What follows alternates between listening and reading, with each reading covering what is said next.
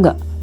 Ada loh satu benda yang jaraknya 150 juta kilometer dari sini, tapi bisa bikin lampu kamar nyala tanpa harus bayar tagihan listrik sepeser pun. Bener banget, kita lagi ngomongin matahari, sang sumber energi masa depan. Halo semua, nama saya Reza. Dan nama saya Sapina. Jadi kita akan bahas dari definisi dan perbedaan energi. Simpelnya gini, energi itu adalah bahan bakar buat segala aktivitas di alam semesta. Tapi nggak semua sumber energi itu sama. Bener banget, biasanya kita pakai energi fosil kayak batu bara. Masalahnya itu bisa habis dan bikin bumi makin panas karena polusi. Itu namanya energi tak terbarukan. Sedangkan matahari, dia adalah energi terbarukan. Selama matahari masih bersinar, energinya nggak bakal habis, bersih, nggak berasap, dan nggak bikin kantong jebol buat jangka panjang. Lalu kita bisa loh nangkap sinar matahari jadi listrik. Terus gimana cara nangkep sinarnya? Apa kita pakai jaring? Ada, bukanlah. Kita pakai alat yang namanya panel surya. Bayangkan panel ini kayak spons yang isinya udah ada sabun. Lalu kita kasih air, maka sponnya akan menghasilkan busa. Sama halnya dengan panel surya. Bedanya, panel surya menyerap sinar matahari lalu menghasilkan aliran elektron atau listrik lewat proses fotovoltaik. Jadi, secara sederhana, fotovoltaik adalah teknologi untuk mengubah cahaya matahari langsung menjadi listrik.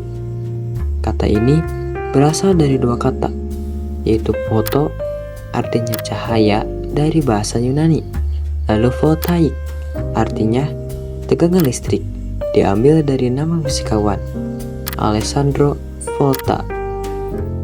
Jadi, fotovoltaik yaitu cahaya yang menghasilkan listrik. Gimana cara kerjanya? Cara kerjanya, panel surya itu terdiri dari banyak kotak kecil bernama sel fotovoltaik. Biasanya terbuat dari bahan silikon.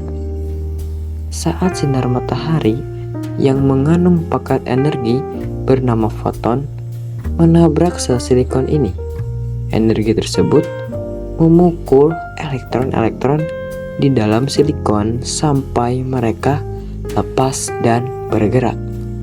Gerakan elektron yang mengalir searah inilah yang kita sebut sebagai arus listrik. Oh, jadi sinar matahari dipukul-pukul di dalam panel itu sampai keluar listrik. Ajaib banget. Dan sekarang kita akan bahas potensi energi surya di Indonesia. Kenapa kita harus bahas Indonesia? Karena kita adalah raja matahari yang sebenarnya. Sebagai negara khatulistiwa, matahari lewat tepat di atas kepala kita sepanjang tahun. Benar, saat negara di Eropa atau Amerika harus berjuang untuk dapat sinar di musim dingin, kita di Indonesia dapat sinar matahari stabil 10-12 jam sehari setiap hari tanpa absen.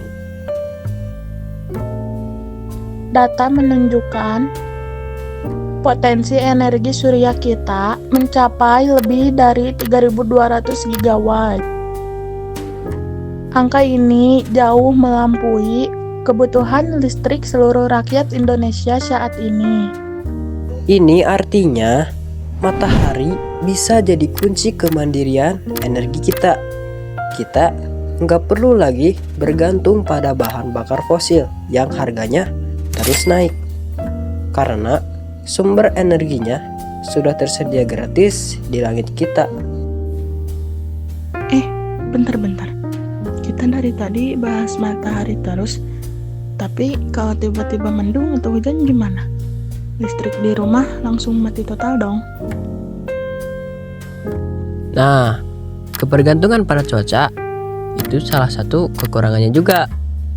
Lalu kekurangan yang lain seperti tidak bisa dipindahkan, membutuhkan ruang atau atap yang luas, biaya awal yang lumayan tinggi, dan juga untuk menyimpan energinya itu mahal banget.